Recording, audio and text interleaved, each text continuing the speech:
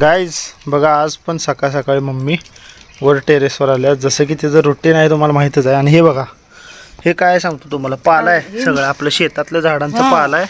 ते गोळा करून आणलेला मम्मीनं. आणि ते बघा असं टेरेस म्हणजे त्याच्यामध्ये नवीन ग्रो बॅग भरली हलकं व्हायसाठी. ते बघा हलकी किती आहे बघा. आणि हे मिरचीची रोपं लावा लागल्या. काय काय केलीस? आणि चटणी केलेली मिरची रोप आहे ती. हो तिखट असणार मग.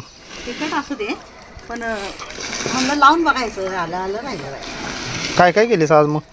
आता धान्य लावलं, तिथं ठेवलं. त्या धान्यांना पाणी घातलं, पाणी भरलं. आणि म्हणलं आता ही ग्रो बॅग 3-4 मोकळ्या झाल्या का कांड्या पावसाळ्यात फुलांच्या लावायच्या का. तर आधी मिरची लावूया म्हणलं.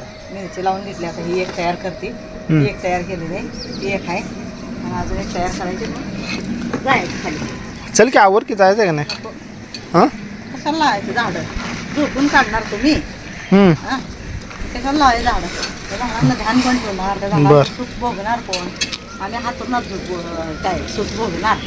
मग काय करायचं? आज जरा लेट झालो तर लगेच बोलून दाखवा लागले बघा गाईस. लेट झालं रोजच असतंय गाईस. तुम्हाला काय सांगायचं, मला ना ह्यांच्यासमोर लई कंटाळा आलाय.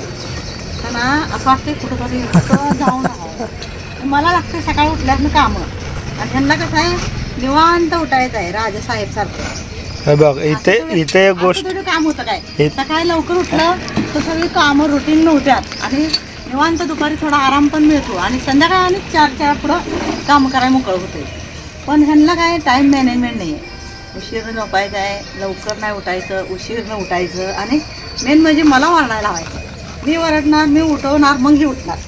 म्हणून आता मी काय करते, त्यांच्या संग राहतच नाही. वैताग आलाय मला. जावा तिकडे, जावा. कुठं जाणार मग तू? काय जायचं कुठं? कुठंच जाईल. आमच्यापासून कुठं जाणार मग? मी जाते कुठं तरी. का? माझं इथं मोठं लाट बांधलंय कशासाठी? बांधलं होतं तुमच्यासाठी, पण तुम्ही आळशी झालाय. त्यामुळे मला आता काही खेळायचं नाही. तुम्ही ना तुम्हाला सगळ्यांना भाड्यानं पाठवणार आहे. भाड्यानं? हा. आणि मग मी एकटी राहते. तू एकटी राहणार एवढ्या मोठ्या घरात? मला काय, मला टेरेस गार्डन आणि आपलं काम करत राहणे. हा एवढ्या मोठ्या घरात मग भूतावणी वाटणार नाही का तुला? नाही वाटत मला. मला झाडं आणि मला काम असलं नाही मला काय वाटत नाही. झाडं फुलवायचं, अगं राहायचं. पण एवढ्या मोठ्या घरात माणसं पाहिजे का नको? नको नको नसले आळशी माणसं असण्यापेक्षा नसले. अगं परत मग म्हणशील तूच एकटी एकटी व्हायला लागले करमन नाही असं म्हणशील तूच. काय म्हणणार काय, तुम्हाला रोज ओरडायला लागते. त्यापेक्षा आपली शांतीनं काय. अगं ही वरडणं पण मिस करशील त्या दिवशी माहिती आहे का? काय करणार बघतो, देऊन देते. अगं माणसं आहेत तर सगळं घर आहे, घर आहे तर माणसं आहे की. सगळ्याच माणसांना जर वरडायला लावत असलं तर लागत असलं तर काय कामायचं ते माणसं. मला नाही बाबा, आमच्या अंगात ताकद नाही वरडायची. अगं माणसांमुळेच तर ताकद येते माहिती आहे का? आज ही तू काम करतेस ती सगळं आमच्यामुळं करतेस तू. ऐका, एक मदतीला येत नाही. ही भरून आणलं मीच, ही भरून आणलं मीच, ही भरून आणलं मीच, द्रव्य मोकळ्या केल्या मीच, माती तापवायची मीच, वाळवायची मीच. नुसतं यायचं गाईज लोकांना जरासं दाखवलं. गाईज सगळं कष्ट मला करा. काका खाली फोन बघत असतात. ही खाली निवांत यायचं 12 आंघोळ्या होत नाही त्या. आणि आजीचं तर आजीच्या दुनियात मग्न आहे, ती काय आपल्या दुनियात नाही आहे. तेव्हा आता कुणाला बघू, काय करा सांगा. मग आपल्या दुनियात या एकटं दमायचं दमायचं दमायचं आणि जाऊन खाली आंघोळी करून आराम करायचा. पण तुला एवढं चिडायला काय झाले? काय झालं म्हणजे नाही आवडत. सारखं सारखं सांगायला शिकवायला आवडत नाही. माणसाला, समजदार माणसाला इशारा का आता ती जाळायला ठेव, किती कशाला टाकायला लागलं? पोकळं राहते, हलकं राहते ना कोंड्या. सगळं माणसाच कसं आहे माहिती आहे का तुला मम्मी? ऐक की माणसाच कसं आहे सांगतो. मूर्खाला जोड्याचा मार आणि शहाण्याला शब्दाचा मार. मग आम्ही शहाणे तर यांना मार खायचा नाही. आम्ही शहाणेच आहे. जर आगाऊपणा केला तर आम्ही तुझी पोरं शहाणेच असणार की. कशी कशी शहाणी केल्या ती माझ्या जीवाला माहिती. डोकं फुटून चालली देवा. जावा तिकडे. आता केले ना तुम्हाला शहाणं, आता तुमचं तुम्ही जगा जावा आणि मला बी एकटीला जाऊ दे तिकडे. अगं माणसाच कसं असते सांगू काय, जेव्हा माणसं असतात तेव्हा एकटं वाटते. आणि एकटं राहिलं की मग माणसं पाहिजे असतात. कॉलेजला क्लासला इकडे तिकडे जात होता तेव्हा काय मी एकटी राहत नव्हते. दिवसभर सकाळी 10लाही सगळेजण जायचे, रात्री 10पर्यंत ह्यांचं दर्शन नसायचं. ती म्हणायची नाही ती तुम्ही एकटी आहे, लवकर जावं कॉलेजवरनं घरी, या कामावरनं घरी, कधी म्हणणार नाहीत. आणि काका तर काकाच आहेत. काका तर टेरेसवर फिरकत पण नाही ती. इथं आता नुसतं बसून राहिलं माझ्याशी आणि एखादा हाताखाली दिलं तरी होते.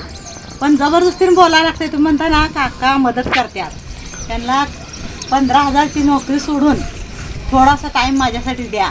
म्हणजे माझ्यासाठी म्हणजे हे असं आपलं का करण्यात, थोडंसं शेतात जाण्यात, थोडं शेती बघण्यात, थोडं आपल्या तुमच्यापर्यंत व्हिडिओ पोचवण्यात, असं काहीतरी करण्यात म्हणलं जाऊ दे. 15,000 नको आहे मला, पण मला साथ द्या, थोडासा वेळ द्या तुमचा. पण कुठंच नाही, टेरेसवर एकटंच बसायचं, शेतात एकटंच बसायचं, घरात एकटंच बसायचं. मग करायचं काय माणसं?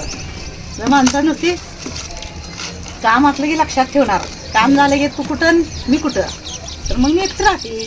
काय करायचं?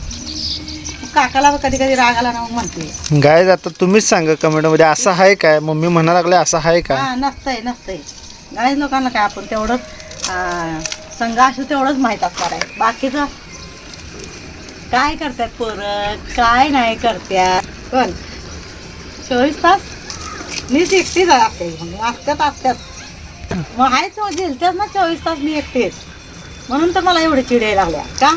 सकाळ उठवायचं मीच, बघती गीत लावायचं मीच, पाणी भरायचं मीच, वरचं खालचं पाणी भरायचं, जिथं कचरा असेल तिथलं स्वच्छ करायचं. आता बाहेर जाऊन आज बघा, आज सगळं ही झोपला होता, आजही झोपला आहे. काका बसल्यात, काकाने फक्त बोर लावून दिली मला, ते पण एकदाच लावून दिली. आणि मला म्हणतात जरासं मारलं, आता उन्हाळ्याचं कसं असतं झाडांना पाणी भरपूर मारायला लागतं, तर ते ओलावा राहतो झाडात आणि झाडं चांगलं राहतात. तर जरासं फवारा मारला, बंद करते ती, आणि बंद झाली सांगते ती, जाय बघतात, निष्ठाय बघतात माझ्यापासून. मग मी काय केलं, एकटीच लावली बोर, आणि जरा पाण्याची तरी केली खालच्या झाडांना, आणि मग वर आली, वर भरलं, वर झाडांना पाणी मारलं, सगळ्या राख टाकली, आणि मग आता इथं बसले. तोपर्यंत हे आतून आला आता, ती पण ह्याला उठवून पाठवलं होतं, म्हणून मी आता रेडी होऊन आलाय. आता चहा प्यायला की नाही काय माहित नाही, पिऊन आलो. अजून 12 पर्यंत ठेवायचं चहा पिऊन 10 मिनिटं बसून माझं काम करून आलो. असं आहे. म्हणजे 24 तासात ना का नाही 4 तासच माझ्या थोडंसं ह्याला आणि ह्याला शांती असेल. बाकीचं सारखं हे बाबा उठ रे, कर रे, ओ करा रे, ओ करा, हो असं करा तसं करा, यांना डोकं पुढं पुढून जीव घायला आलाय. अगं तू घराचे मुखी आहेस, तुलाच सगळं हँडल करायचं आहे. हा, मुख्य आहे म्हणून काय, मुख्याने एकट्याने मरायचं वे, कुणी ताण नाही घ्यायचा, नुसतं मुख्यानं ताण घ्यायचा. हे कुठल्या डिक्शनरीत लिवलंय? नाही बाबा. अगं तू आहेस घराची क्रायसिस मॅनेजर, सगळे क्रायसिस तुला मॅनेज करायचे आहेत. करायचं म्हणून काय तुम्ही झोपणार मी एकटी मरू आहे? जावा घेतलं आता नाही बाबा होत. आता स्वस्त पण नाही आणि ताकद पण नाही आता अंगात. तसे तर तुम्हाला घडवायचं होतं, तोपर्यंत जी जान घडवलं. वेळ ना वेळ महत्त्वाची होती, माझ्यासाठी पण होती महत्त्वाची. पण मी म्हणलं चला आता आपल्याला आपला माणूस जिम्मेदारी नाही घेत, तर मी पण नाही घेतलं तर माझ्या पोरांचं काय होईल? समाज चांगल्याला नुसतं सलाम करतो. समाजाची ज्याची तरक्की आहे त्याला सलाम करतो, गरिबाला कधी साथ देत नाही. चांगल्या शिकलेल्या पोरांना कधी समाज नावजणार नाही. बिघडला तर मग नाव ठेवाय सगळी येणार, पुरी असू द्या पोरं असू द्या. पण चांगलं झाल्यावर कोण नावजत नसतं, नावजणारी कमी जास्त आणि शिवा देणारी नावं ठेवणारी जादा असतात. मग असा समाज आहे. मग समाजाच्या भरोश्यावर राहून आपलं घर नाही चालत. समाजाच्या जाग्याला ठेवायचं आणि आपल्या घराला पहिलं आपण ध्यान दिलं पाहिजे. नाही तर आपलं घरात वाटोळ व्हायचं आणि आपण दुनियातच जायला लागतंय, बघायला लागतंय, करायला लागतं. अरे पण आपल्या घरात जर अंधार असला, एक माणूस जर आपल्याला साथ देत नसलं, बाई असू द्या नाही तर माणूस असू द्या, जर माणूस साथ देत नसला तर बाईला पुढं उभा राहायला लागतंय. बाई चांगली नसली तर माणसाला उभा राहायला लागतंय, तरच पोरं घडतात आणि संसार होतो. नाही तर काही संसार होत नाही. एकट्या बाईनं मरायला लागतं, एकटं मरून झिजून जीव जायची गोष्ट म्हणजे बारी येत्या. आणि माणसाचं पण तसंच आहे, त्या माणसाला सांगता येत नसते, त्याला ना रडता येत. बाई तरी आपल्या जवळची एखादी तरी व्यक्ती असेल, मला तर जवळची एकही व्यक्ती नाही आहे की मग माझ्या मनातलं मी काही सांगू कुणाला. म्हणून मी तुम्हाला सांगत असते, देवाने मला संधी दिल्या तुमच्यापर्यंत पोचायची, की चल तुला जिंदी माणसं नाही तुला हे करू शकत. ती म्हणजे जवळची जी माणसं आहेत ती तुला तुझं बोलणं पण ऐकणार नाही. ती का की ह्या बाईला जर माणसाचा सपोर्ट नसला ना, त्या बाईला लई कमी लेखतात, तुच्छ लेखतात. म्हणतात हिजंच लई चालतं. अरे बाबा घरात करत नाही माणूस म्हणून आम्ही करायला लागतंय, ही तुला माहीत आहे का? ही पाहुणे असतात ना अशी असतात नावं ठेवणारी बाया पण तशा असतात. ज्यांना नवऱ्याचा साथ असतो ना त्या बाया पण ह्या बाईला नावं ठेवत असते. काय की हां हिजंच चालतं, नवऱ्याचं पोरांचं काही चालत नाही.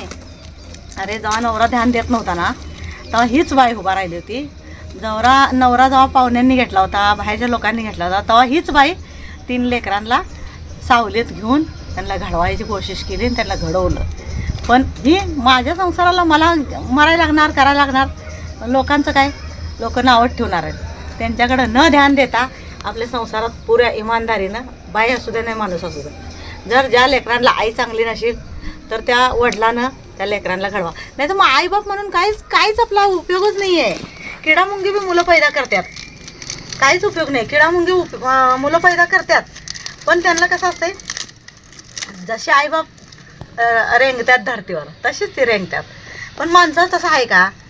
जर माणूस बिघडलेला असला तर मुलं बिघडले तर चालेल का? प्रवंश बरबादच झालं का नाही? पुरी पिढीच बरबाद झाली. पण दुसरी पिढी राहणार कशी? जर हीच पिढी जर बापाच्या नंतर पण ती बापाच्या वळणावर गेली, वाईट वळणावर, तर ती पिढीचा नाशच आहे. मग ती पिढी तशीच होत जाणार, व्हायला राहतच नाही ना. नाश झाल्यावर पिढी वंश वाढणार कसं? आणि वंश वाढलं तर वाईटच वाढणार.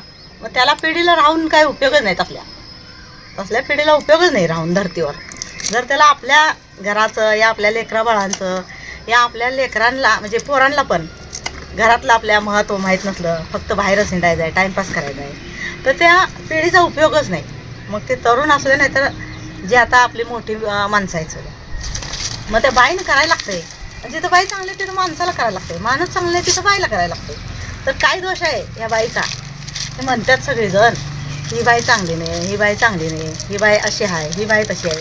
मग काकांनी सगळं बाहेरचं धरलं, तिकडं बघायचंच नाही, अजिबात बघायचं नाही. ना शाळा बघायची, ना दवाखाना बघायचा, ना पोरांच्या लग्नाचं बघायचं, ना म्हणजे 2 रुपये साठवायचं, काही बघायचं नाही.